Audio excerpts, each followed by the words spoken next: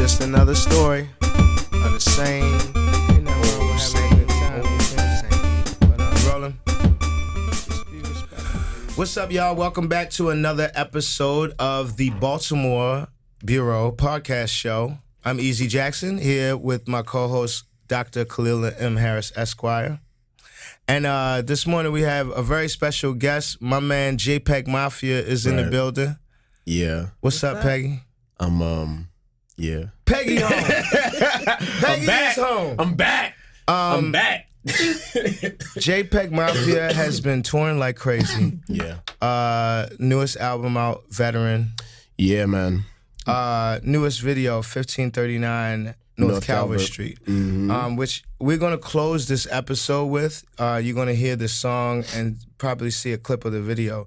But 1539 North Calvert was where the Bell Foundry was. Yes, the Bell Foundry. Which was an artist living space that was shut down right after the ghost ship in Oakland burned down. The fire in, the ghost ship in Oakland and a bunch of other spaces got shut down too. The Bell Foundry was just one of them. But And so just to be clear for people, will you talk a little bit about what the space was? Yeah, so the Bell Foundry was an artist live workspace in Baltimore in the Station North Arts and Entertainment District.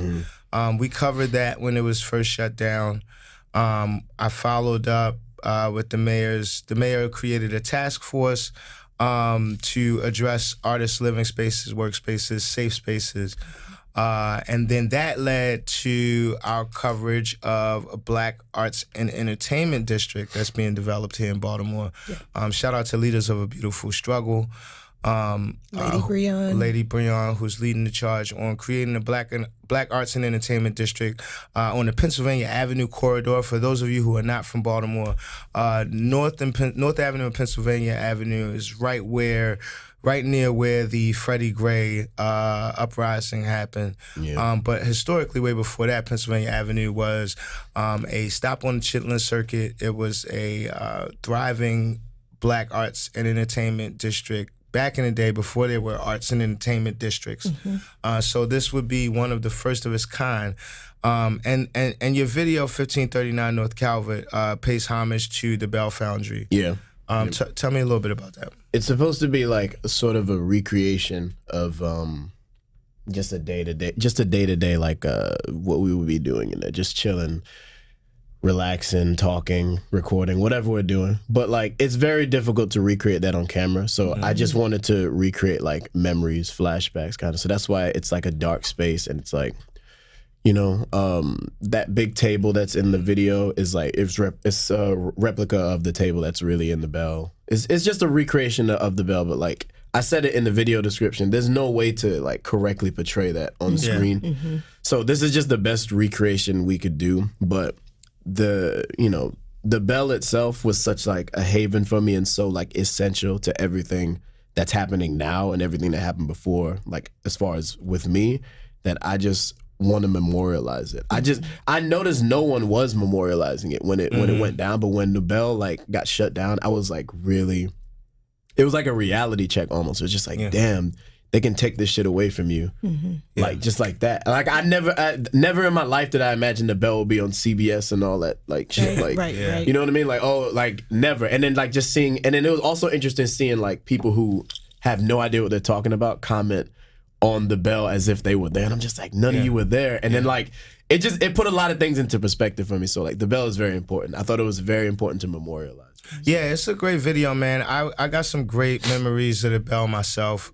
You know, and when it first shut down, me and Darna and Jezel went over there, and it was just heartbreaking, you know, to see you know, people having to move out. The way they did it, you know, just busting and you gotta like get a out. raid. You gotta get out at the end of the day. Like, you know, it was just like it was sad, but I love this video. You got some dope people in there like Bush Dawson. Toyo Mansi is in there. Toyo Mansi, aka Dylan, you know, Emily Eaglin is in there. Yeah, Emily's in there. We got DJ Genie in the motherfucker. Who else we got in there? We got a bunch of people that really like actually hung out. Were there, yeah, Freaky.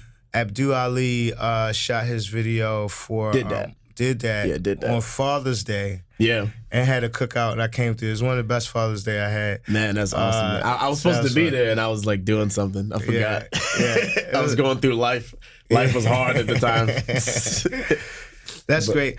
Real quick, just so you know, the Real News, we have some upcoming events. Thursday, September 27th is the Future of Education Town Hall Part 2 that Khalilah is hosting. Yep. Conversation about the future of education in Maryland with students, parents, educators, scholars, and advocates. Tuesday, September 25th is the Freedom Summer, activating and mobilizing communities then and now. A cross-generational conversation with Eddie Conway, Charlie Cobb, and Christina Duncan Evans. The three of them will discuss the differences and the similarities of activism and mobilizing communities from 1964 to present day. And watching the award-winning documentary Freedom Summer. October 3rd, there's an HBCU event. So October 3rd, that is the Wednesday of homecoming week for Morgan State University. Yeah. So we're gonna have us a little turn up here, a little something at Ida B, starting at 4:30. From 4:30 to around 7, we will have a happy hour. So come represent your HBCU or your favorite HBCU. If you're Divine 9, come out. There'll be some drink specials.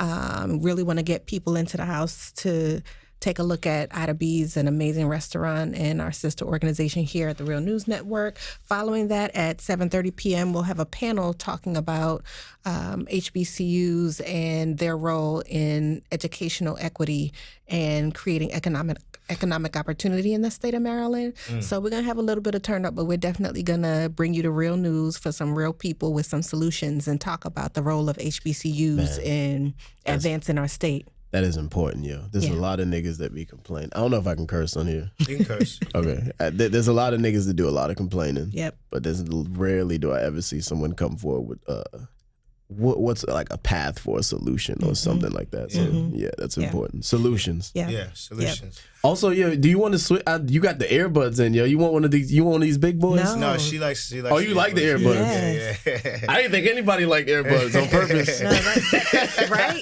Just for this purpose. Those things on my head make me feel like. Oh, I feel you. Yeah. It's about to go down, meaning my neck. So I stick with the earbuds. So all three of those events are free and open to the public here at the Real News. What's not free is October 24th, but it's awesome. The Whole Bushel, my show, The Whole Bushel Live, we will be having at Ida B's table on October 24th, featuring Kiki Martin and Rufus Roundtree in the B-More Brass Factory. So, I was on that show, Whole Bushel. You gonna do it live? Yeah. That's crazy. So it's like a live one? JPEG was on one of the Fire. episodes of The Whole Bushel. We have now been doing it live so that people can come and eat crabs with us. $50 a head, $80 a couple. But check all that out on Eventbrite. Again, you're more than welcome to come to any of the Real News Network's events that we're having. Yep. Keep your eyes open for those. Let's get into the stories. This week, Darna Noor, who's usually with us on the podcast, Hey, Darna. is out in California for the Global Climate Conference. And she did a couple stories, so check out therealnews.com for all of those stories. But this one we're getting ready to watch. Protesters disrupt governor's task force on climate and forests. Let's check this out.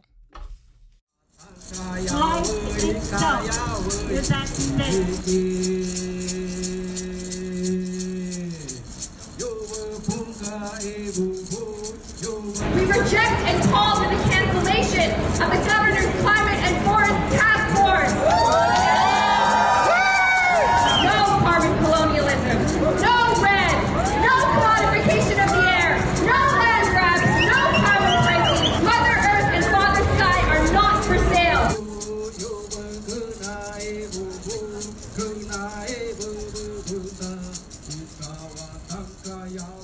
So we're in front of the Park 55 Hotel where the Governor's Climate and Forest Task Force is meeting. And can you explain what the RED program is for people who don't know and what some of the issues are with that? Reducing emissions from deforestation and degradation. These programs try to take control of certain areas of forest so so they can create these carbon credits that can be sold off to different polluters around the world. That can be very problematic to indigenous and traditional people who, and many times, are forced off of their land, in many cases violently. We are here to deliver a letter. We want to talk to the governor.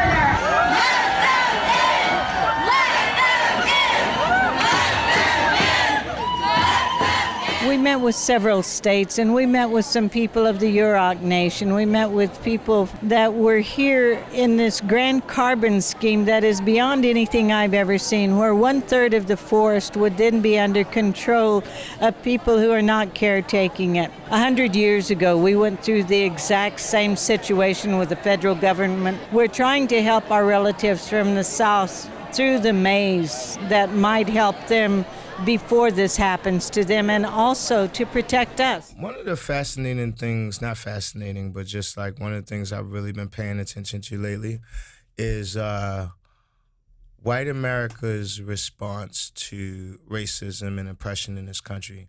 I mean, you look at the story, and after all of these years, natives are still being forced off their land, still being treated violently, still being, I mean, you know, in this case, not even being consulted with in terms of what they're going to do with the land. You know, here you have people who've been taking care of this land for centuries.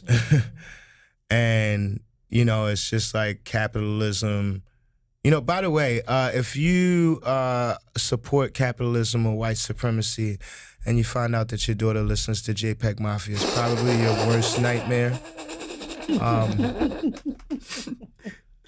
mean, which is why we have him here. Historically, that's just it. And then, like, it's nothing's changed. This is just like if you transfer a nigga from like from way back when Europeans found this land and like did the same fucking thing, and they transferred them back up here to be like, oh, ain't shit changed. So like, I mean, I'm not surprised by it. I mean, it's not too much you can be surprised by anymore. Not at all. It's just, damn, I keep falling back in this chair. Don't fall. But it's just crazy to think about, yo, that they didn't even bother to like consult. It's just that they see something that they can make a profit off of, and they just try to like get in. It's that what's that like ask forgiveness later or whatever. Just do it and then ask forgiveness. They definitely live by that like code on everything to this fucking day. So like. And you also think about how, you know, in terms of sometimes progressives, you know, or people who are supposed to be supporting climate justice and a healthy environment, saying, oh, this is a win, right? The RED agreement, this is a win because people are, you know, getting access to healthier air, but it's on the backs of ripping the land away from the people who've been taking care of the land. So, right, you know, that exchange of getting those credits. Right. So, you know, same thing, different day. Yeah, it's really crazy because, you know, there's a lot of things that I feel like I look at America and I go, you know, wow, like I am my ancestors' dream. You know what I'm saying? There's a lot of things happening. But then there's still like so many things where you look and you're like, damn, like I'm still nothing. You know what I mean? My people are still, you know, not worth anything in this country. That's the thing. That's the reality of like, I think being a person of color, period, in this country, is that you can pretend. There are points where you might feel like, oh, I finally fit into this society. Yeah. I'm in the suburbs. I'm here. I'm doing this.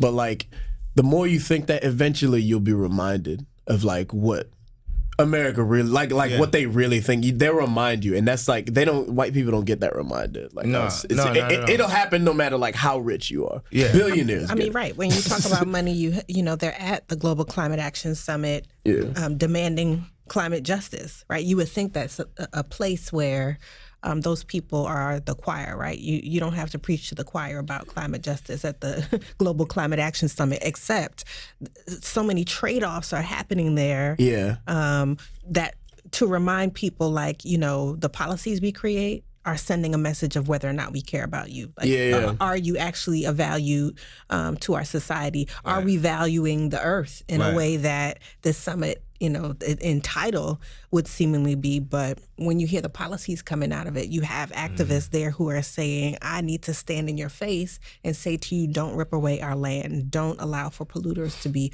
a leading voice on what policies are created. So, and that's true, man. Like, and to go back to what you said earlier about like these progressive types who should like be down with this, it's just like, I think it's just like, I don't know what it is, but I think some like of these like so-called progressive, they get off on just like bandwagoning random issues that they don't actually care about. So what you're saying when you see like these progressive not really like fight for it is just that the reality of how they really think too. Like, they don't actually care. They're just doing this to like go to the other progressives and be like, look how open-minded look at my I am. credentials. Exactly. Like, look how not racist I am. Look how like, you know what I'm saying? It's just like, it's just we're a decoration to them, like all of us. So like, this, you have to have protesters out there screaming in their face because like, this is because they're not living it. They're not living it. They're not living it. They have to see that in order for them to like get it in any way. Another similar. I didn't mean to snort on the. I was like, no, you got. Another similar thing, not so similar. I don't know. Stephen and Taya have been doing this series called Hidden Victims, talking about the criminal justice system and how they interact with women in particular, but this story, they cover the death of Anthony Anderson. And I know a lot of people, for my Baltimore people out there, you probably already know who Anthony Anderson is. But for those who don't, before there was Freddie Gray, there was Anthony Anderson, there was Tyrone West, and many others before them that were killed by police officers. So Stephen, while unarmed. While unarmed, right. Yes. While unarmed. And of course, those police officers served no time, got zero punishment for it. And in this one in particular, Stephen and Taya talked to Anthony Anderson's son and his wife. Let's check this out. In the next installment of our Hidden Victims series, we explore how an unjust killing by police reverberates throughout an entire family, and in doing so, alters the lives of the women who care for them. The victim, Anthony Anderson, was walking across this vacant lot in Baltimore in the Broadway East neighborhood when he was thrown violently to the ground by police in 2012. The officers claimed they saw Anderson purchase drugs. But it's an area where residents say aggressive plainclothes officers called knockers predominate and act violently. One of them who spoke to us did not want us to show his face out of fear of retaliation by police. Yeah, we call them knockers too, and they're still around. They'll show up, they'll wait on a corner, distance away, maybe half a block away, 4 or 5 of them in a car, in maybe a repossessed car or something like that. And then if they see you making a drug transaction or they see what they feel is a transaction being made, they'll rush up there and jump out of the car and grab whoever doesn't run. And you really don't want to run from them because you don't want to get shot. Anderson was thrown to the ground with such extreme force, he died from a ruptured spleen on the spot. His death was ruled a homicide, but then City State's Attorney Greg Bernstein declined to press charges against the officers. At the time, Bernstein said the actions of the officer and the use of force was justified. And the city settled a civil lawsuit out of court for $300,000 without admitting to any wrongdoing. But Anderson's son, Marcus Pettifor, disagreed with his family's decision to settle and wanted the case to go to trial.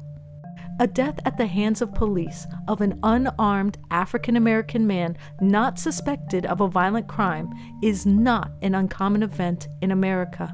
In 2017, police were 3 times as likely to kill an African-American as a white person. 30% of those victims were unarmed.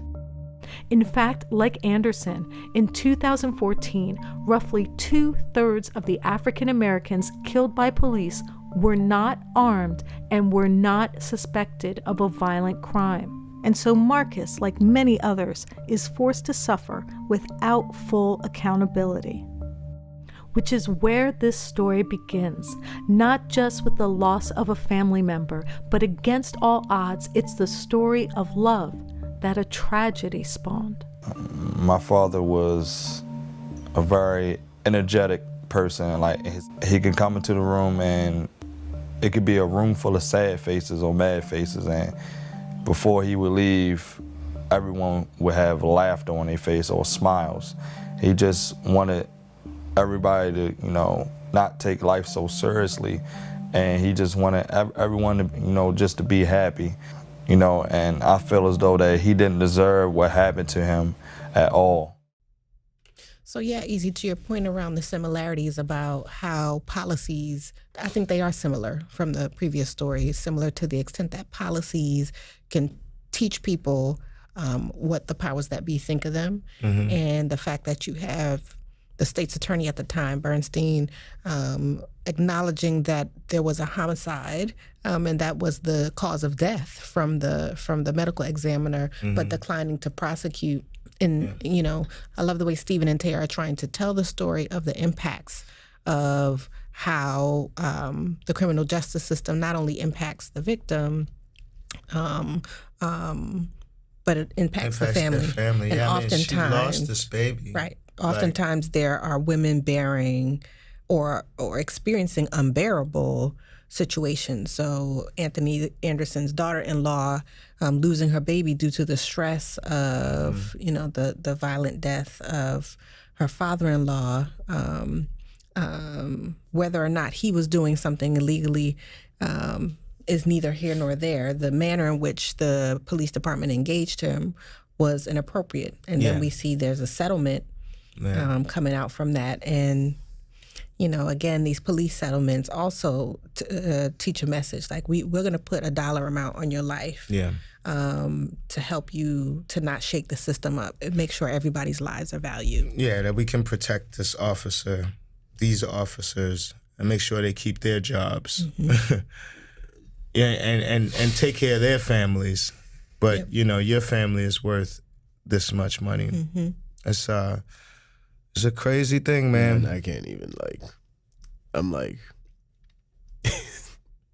I just this story, just like these same stories over and over. It's just like, the problem is just so obvious to me, and it's just not being fixed. And until it's fixed, these cops, they have to be held accountable, yo. Right. Yeah. They have to be held accountable, or they're going to keep doing it because they have no fear of repercussions. Yeah. Mm-hmm. They don't give a shit at all. Yeah, I mean, in what situation, I just feel like there are very few situations where it's necessary to slam a man down on his neck and his head. Oh, yeah, they just want to do it. They're like that, yo. Because I don't even, when I interact with police, I don't bring that kind of energy. I'm dull to them because I don't even feel like, I don't even think of them as like human fucking beings, yo. Like when I'm looking at these motherfuckers in uniform, I'm just thinking about all this shit. I don't interact with them like I do normal people. So like, you can't. You can't, because like anything will set these niggas off. So like I'm dull as shit, and they still give me that energy. They want to be like that. They want to provoke you. They want to provoke when you're not, if you don't already, especially for us as black men, like if you don't already have an attitude when they come up on you, and they feel a need to do it, they're going to try to get it out you. They want to get the rise out of you because for whatever reason, they want to lash out. They want to, you know what I mean? They want to exert some kind of force on you. And it just goes back to what we were saying, you know, in the last story, where you talk to white America about this, that like many people are so oblivious to that experience. Like they can't even imagine, like, you know, right away the story is, well, what did you do to get the police officer to do that to you? You know what I mean? What were you doing? What could you have possibly done to get a police officer to come into your house, right, in the first place, into your apartment, kill you, get a police warrant to search your apartment? Yeah, right. In the case about them Jean in is it Florida? Is that Texas? Texas. Yeah. Sorry. But old girl came in his house, shot him, killed him. Jesus Christ. Yeah. And they put out a search warrant to search his place, not to search her place. And you have, some media outlets reporting what they found in some ways to kind of implicate him in doing something other than being in his own apartment. Yeah. It's, And the crazy thing is, in this story in particular, whatever they're finding in the apartment is a reach. Like the fact, like this guy's active church member, like they couldn't really find anything like, you know what I'm saying? But you know they tried. You know what I mean? With every other story, with every other one of these, They police usually deaths, fall back on weed. They all usually fall back on drug arrest or some kind of their criminal record has something to do. And you have white suburbia, white America going, oh, he's a criminal. You know what I mean? For whatever reason, that justifies this person being murdered. Dehumanizing them. Yeah. Because, if I'll say this, if the cops treated all white people the way they do, like niggas, the white people would have like killed all the cops by now. All the cops would be dead. They would have blew. I think police would be no longer. Police would be scared for their lives. White people would be like, "We're not gonna fucking take this bullshit." They would have blew up every police station by now if they were treated the way we are, bro. It's kind of dark, but like I just find that one video so hilarious where the guy's like the white dude is in the airport getting arrested by a black. And he's like, "You're treating me like you're treating me like a fucking black person." And when I heard him say that, this is how morbid. This is how morbid the black experience in America is. No. I laughed. I was dying laughing because I was like, "Yo," I laughed too, but it's fucked up. But yeah, you're right. It's like, okay. They are treating you like one. Yeah. That's really like, damn, nigga, I feel you. Really well. They was handling his ass. Yo, you know what's funny?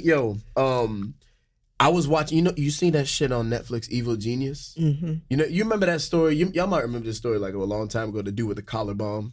On this I did pizza see delivery that, dude. Well, The Evil Genius shit on Netflix explains the backstory, and it's this whole it's insane white trash ass story. It's so crazy. They try to paint the people that did it like geniuses, but no, it was like a tweaker, a pedophile, oh my God, some other nigga that, you know what I'm saying? It's just clearly like just niggas on drugs doing weird shit. These niggas is not smart, like, but it's funny because in that thing, as a black person, if you watch that shit as a black person and you just be like, what the fuck is going on? There's so many like flagrant things. Like at one point she was like, yo, if you get caught to do with a collar bomb, just tell them 3 black men jumped you and something. And he told them that. So they was looking for some niggas. Looking for 3 black dudes. And I'm just imagining like, what niggas would have got shot just because like this motherfucker just knew to say that, just knew that police were racist, knew how to use, that's so fucking dangerous, yo. And then like, there's a bunch of flagrant shit. To use the police force as a weapon. She knew it. She knew enough about like herself and like the cops to know that they would like react to that. Like, oh yeah, hell yeah, let's go get them type shit. One of the things that fascinated me about that documentary, the Evil Genius thing, is they seem to have an endless supply of money. Yeah, like, I was just they just doing shit with all the money. Like they just going like, I mean, they didn't work nowhere. Like it was just like they were just able to get all of this money to build the bomb, to like come up with the plan, still tweaking, like whole time. And it's just like, yo, where? Oh, I'm watching it the whole time. I'm just like, where did y'all get all this money from? It couldn't possibly be welfare. Oh nah, some of them, the lady was definitely on welfare. Yeah. Well, oh nah, when white people do welfare, she had parents with money too. Oh, she had parents with money too, but she was on welfare though. Yeah. Yo, when white people do welfare, they finesse the fuck out that shit. They talk about niggas finessing. No, niggas need that shit because we poor. They be doing that shit just because they know how to work through it. Yeah. But one more part of that documentary is funny is when the one white dude like went and confessed, and then he was like, because they found the body in his thing, and he was just like, he took him to the house to show him around. He was just like, over here is where the body was, and then I chopped it up over here, and they're like, okay, cool, and I'm just like, what the fuck is going on, nigga? He got out a year later. He's walking around just like, and then the body, I put the leg over here, and then actually I was gonna put the leg over here, but I decided no, I'm like, what am I watching right now? Yeah. It's just white people getting away with any goddamn thing. This is, watch that shit. You're gonna be like, what the fuck is going on? It is baffling. Yeah, it's definitely baffling. My friend Ryan Dorsey, he's a city councilman. Before I came to Real News, I one of the last things I did in politics was manage his campaign and work with him to get him elected. And I remember he went to his the incumbent councilman at the time, you know, because it's common courtesy to go and tell the sitting person that you're about to run against him. He went to him and he said, you know, I'm going to run against you. And Ryan came back, he said, yo, dude, like, laughed at me when I said that I was going to raise $60,000, all grassroots. And when we did it, not only did we unseat that incumbent, but we beat a very crowded race of people with union endorsements and, you know, all this other stuff. During that time, we talked a lot about how crazy that is. That, like, you know, money fuels these things so much that your best guy cannot get in there if he doesn't raise the right amount of money. Right. I mean, the other piece of that is money can be a real, not only a barrier in that way, but in a city like Baltimore, you'll be confused that you are ahead of the pack because you raise a lot of money. You know, we saw in this last election cycle, Ivan Bates with around $1 million, Nate for state, who, you know, parachuted in out of nowhere and was able to get, you know, the top dollar campaign contributions from, you know, I guess relationships from his previous time in federal government. But that didn't mean that the people have your, Right. That doesn't mean that the people see you as their representative, you know? And I think what we saw in this election, in this past election, the primary of 2018, was a lot of grassroots activity where people were like, no, if I don't know you, you know, I don't know your people. Where your family from? If I don't know anything about you, I'm not voting for you. You know? This was rare. I think Baltimore is definitely a place to watch in terms of studying voter behavior and response to politics, because ever since 2015, we've seen a lot of grassroots activism. We've seen a lot more of people paying attention to politics, you know what I mean? And really being like, yo, hold up, like something's not right. You know, you take the fact that we have a Republican governor right now because in 2014 we had a very low voter turnout. Like, people historically here have not been big on voting until Freddie Gray happened. And you see the same thing in places like Ferguson, you know what I'm saying, where something happens and then people realize, oh, this was able to happen because of systemic things that are in place to protect the people who are doing the wrong. And now you're starting to see, in Baltimore, you're starting to see people go, oh no, you know. And I mean, I just think it's a great time for it because Baltimore is a place where we have to know you.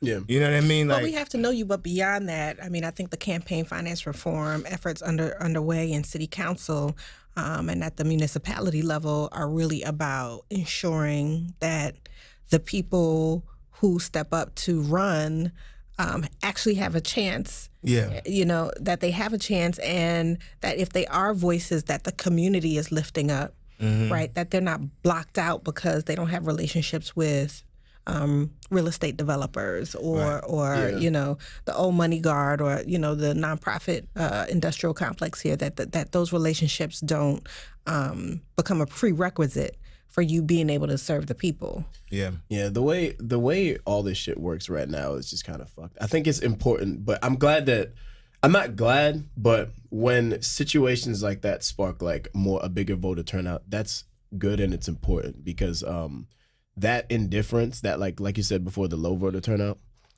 the people doing the wrong are like depending on that shit. They're depending on your indifference to be like, oh, you're not even noticing. I'm just doing whatever the fuck I want. So like, we have to put a spotlight on this shit and highlight it and like turn up and actually vote. Like people, a lot of people like don't want to vote because they feel like it doesn't do shit or like they just don't give a fuck. But like, this is the only, not one of the only way, but it's one of like the biggest like things you can do to fix some shit. You know what I mean? Get the right people, get like a true representative. And then like, I don't know. As far as the rest of the system does need a whole like switch up A whole because reboot, the money thing is like, yeah, it's crazy. That not even just from politics, just in like a lot of things. Yeah. It's just like I if mean, you it's got the not right money and the right connections. It's also, I think campaign finance reform is probably a first step in a reboot or any kind of. It's a good step. But it's a first step because the challenge is too often we get people who really are interested in moving the ball down the field for people, and then they get in and they're kind of enveloped by the establishment, right? Yeah. And changes don't happen, and they think that they're still fighting for you, and they're saying, well, this is the way things work here in Annapolis, or this is the way things work in City Hall, and we're like, oh, my bad, you thought that we wanted you to go there and do things the same way that they were being done before. Yeah. My bad, we weren't clear by voting for you and voting the incumbent out that you should not go there doing the same things, that we will have your back if you take really aggressive moves to support the people who elected you. Right. And I think we have a good opportunity right now to also see what happens with several seats in the state legislature having new faces or at least new energy. So some of those people have been in the legislature before. But also we'll see what's coming up with the next mayoral race and city council race pending these reforms to how you can finance your campaign. Yeah. Shout out to many of the Baltimore City Council. I always say I think we have, personally, this is my personal view as a Baltimore boy, I think we have some bright, young, energetic, progressive voices on the city council finally.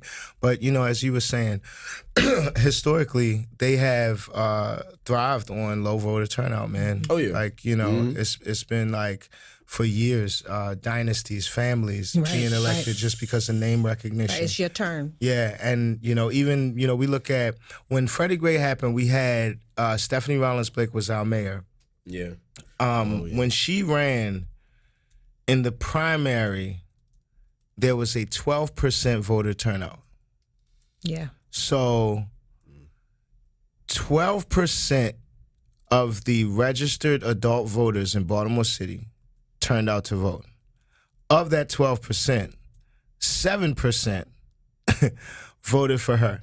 So we had a mayor. And shout out to Stephanie because she's living her best life now that she's not mayor anymore. I love watching her online. Yeah, she's traveling. I think she got a gig with Airbnb. Like she's mad at all. Not mad at all. She's unbothered. She's definitely. She should be in love with hip hop. But when she was, but that's what happened with Freddie Gray. Yeah. Freddie Gray happened, and when people saw the response, how the mayor responded and how the police responded, people went, what is going on here?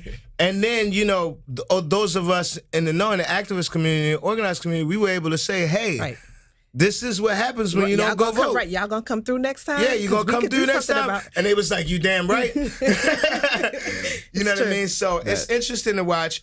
Continuing on with the political campaign stuff, Jezel Noor has an interview with Ben Jealous. Ben Jealous is a former president of the NAACP who is currently running for governor here in Maryland against our Republican governor, Larry Hogan. And Jezel, Hollywood Larry Hogan. He's got the money on his side. Maryland's Republican Governor Larry Hogan has a massive fundraising advantage, allowing him to flood the airwaves with ads like this. $2 billion in tax, toll, and fee relief. Highest ever funding for schools. Healthiest bay in a generation. His opponent says he needs the people power to win. Polls have him down by double digits. To win, Ben Jealous says he needs a massive increase in voter turnout in places like Baltimore City, where barely 1 in 3 voted in 2014. Low voter turnout statewide helped propel Hogan into the governor's mansion in a state where Democrats outnumber Republicans 2-1. It seems like most people are happy with some of the progress that we've made over the last 4 years, and they want to see us continue. Hogan does have high approval ratings in Maryland, and his supporters say he's taking the state in the right direction. And what's important for us is how Governor Hogan is supporting minority diversity businesses, specifically diversity women businesses. I think in this jurisdiction is economic opportunity, fairness, and of course the violence situation. I think it's been, I think he's done a lot more productive stuff here in Maryland, in our jurisdiction in Baltimore. But according to a new report by the United Way, more than a third of Maryland residents are struggling to afford basic needs, a number that remains largely unchanged over the past 8 years. Baltimore has close to double the state average unemployment and poverty rates. That's why Jealous recently visited the historic Lexington Market to talk about his economic platform, taking on corporate interest by passing state-based Medicare for all, boosting aid for small businesses, and increasing the minimum wage to $15 an hour, which would boost wages for 1 out of 4 workers in Maryland. Hogan says he's created 100,000 jobs in Maryland during his tenure. We asked Jealous for a response. The question is, how many more jobs could we have created? We have dead last job growth in the region. It's not just how many jobs have we created, it's how many more could we have created if we were really leading this economy in bold new ways. I'm out here today to talk to local business people who are job creators and yet have to bootstrap their businesses. And if we were willing to take risks on them like we do on big corporations, they'd be growing that much more quickly.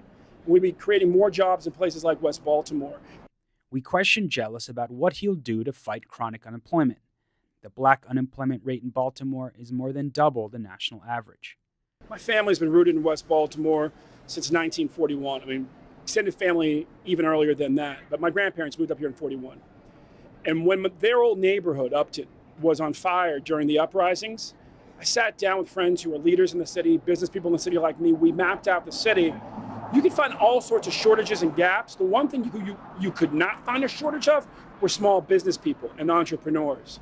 In fact, if each one of those small business people in the city, each one of those entrepreneurs was just able to create one more job, put a massive dent in the unemployment rate in the city. Interesting. Nothing is inevitable. Yeah. People said that Rashawn Baker was going to be the nominee. Not so. People say that because, as we saw in the piece, Larry Hogan, and you can check these pieces out, everything that we do on the Baltimore Bureau podcast, you can see the full stories online. But, Larry Hogan has a ton of money, right? But the way that he's moving in his campaign, balling, right? Mm-hmm. The way he's moving in his campaign, though, you would think that, he's worried. So the question is, are the rest of us worried? Why should he be worried?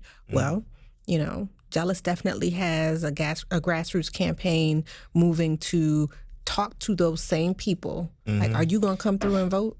Because this time. And, unfortunately, you have people thinking that they have to make a choice between the lesser of two evils. And I hate that framework because that tells me people don't really understand what Republican policies and what policies that are market-based reforms and those kinds of what it really means for them. Like, if you think that we are, the little bit that we get is really something we can smile about, and if you keep voting because I like that guy, you will continue to be enslaved to a system that does not care about you. It's that human, it might not even have nothing to do with this, but I feel like all the doo-doo drips down, so it might. So listen, I feel like people, this lesser of two evil shit, I've just noticed it happen more and more often, and I feel like it's coincided with like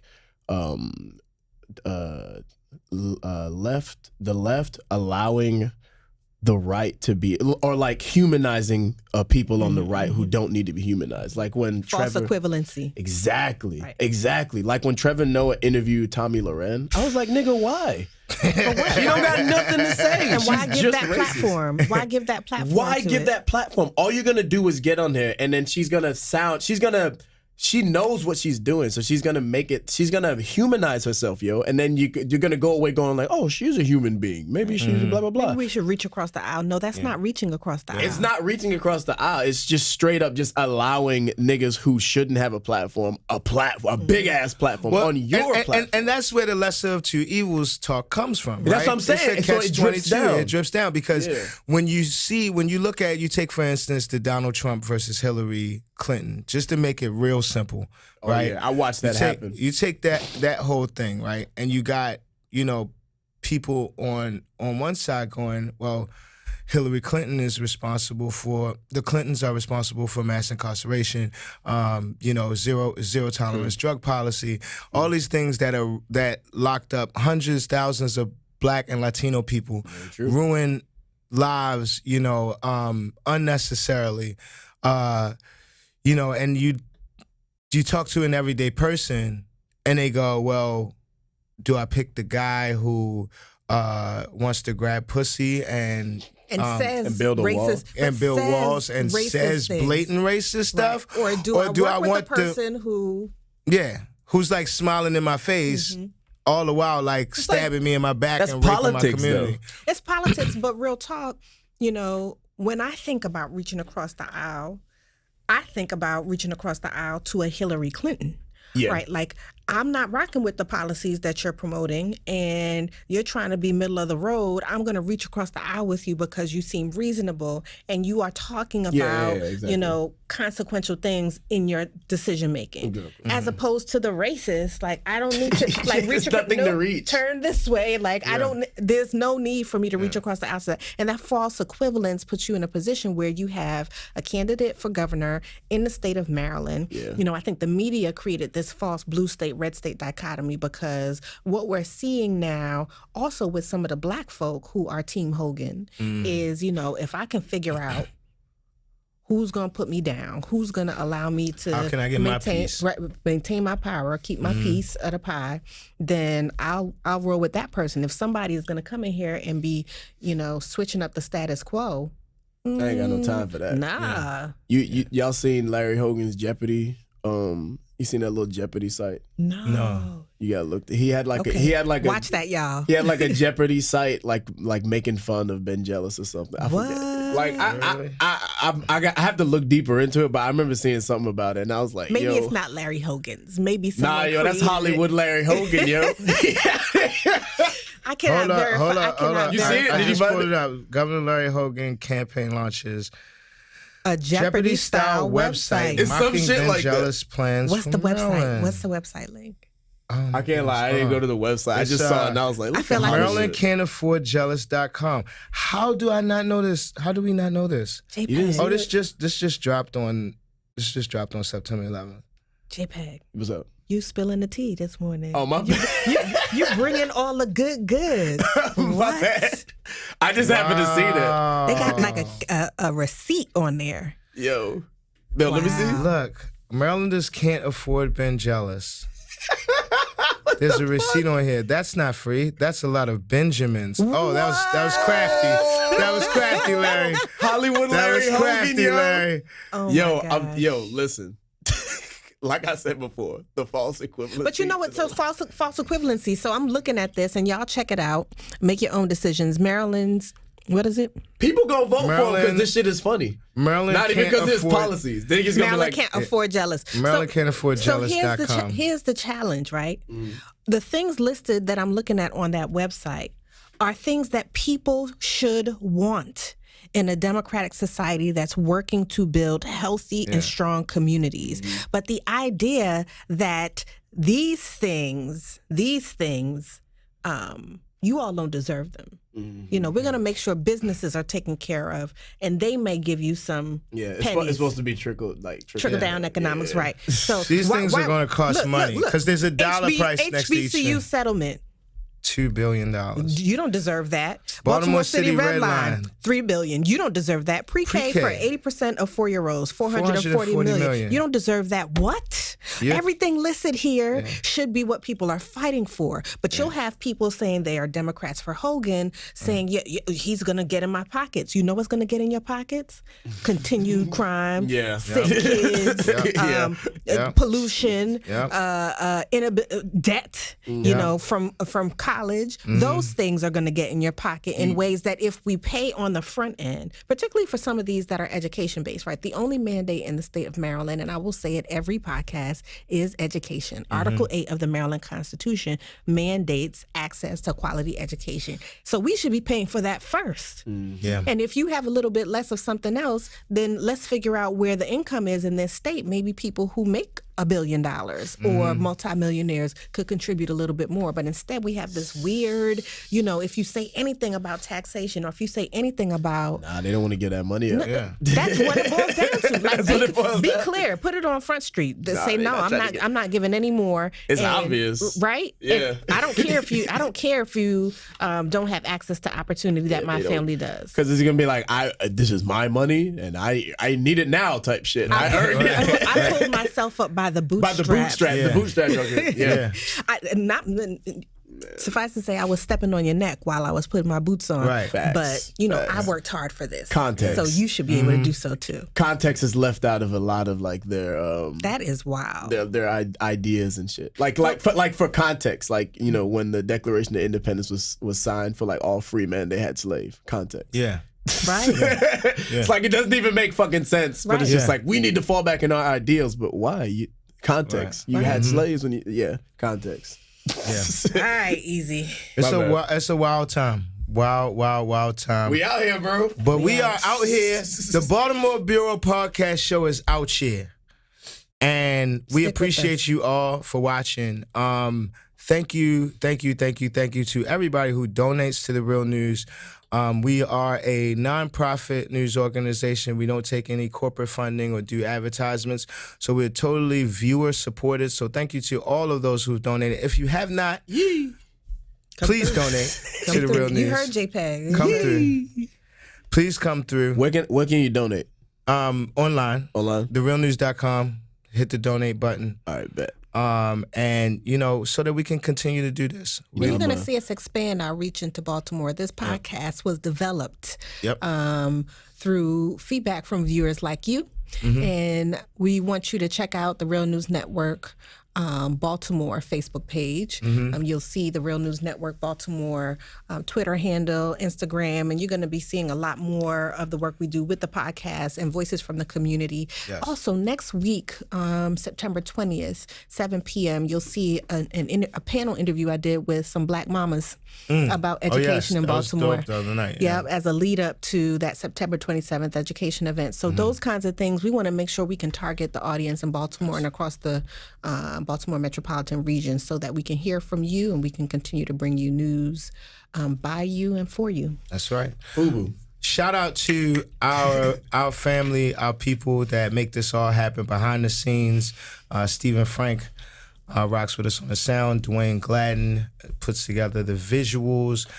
Shout out to Jocelyn Dombrowski, who takes our photos every week. Shout out to David Hebden, who makes sure that this is available via audio for you on SoundCloud and all of the podcast apps. We're on Apple and all of that stuff. Roku, all of that good stuff. So you can listen to this while you're driving.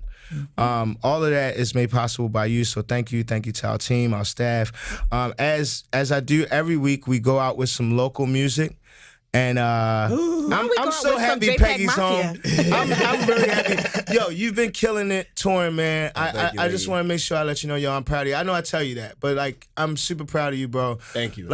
Keep up the great work. Where you going next? You got a show here tonight. Yeah, I got a show at the Metro Gallery tonight, and I got tomorrow I'm going to DC. DC, all sold out. And then the 18th Philly sold out. Awesome. Everything on the East Coast I think everything in the American side is sold out. Oh, wow. LA and New York just sold out yesterday. So. When do you head back overseas? This is Baltimore, y'all. Yeah. You said what now? When do you head back overseas? In November. I go overseas November. Manchester is sold out in Europe. Okay. But Europe is gonna be crazy. Yeah. It's gonna be very crazy. Yo, going overseas, like when I was playing in London, niggas was just like punching me in the mosh pit. I was like, yo, y'all just fight each other. This isn't the mosh pit. You're all just actively hurting each other. That's that shit went down. Hey, right? Yo. You want to get up in there, you better be ready. Yo, I'm saying, I dove in there. I was like, that's why they wore Doc Martens. They had to kick their way out. They rocked the Doc Martens. It was like, I put my Docs on today. Yeah. Well, thanks for coming. Yep. Being on the show, man, I really appreciate it. I know your schedule has been crazy, but I really appreciate the fact that you made time to come and sit with us. Check out his episode with Bobby Rush and Micah Wood, The Whole Bushel. But we're going to close out with his new video, 1539. North Calvert Street. Yeah. Thanks for watching, y'all. We see y'all next week.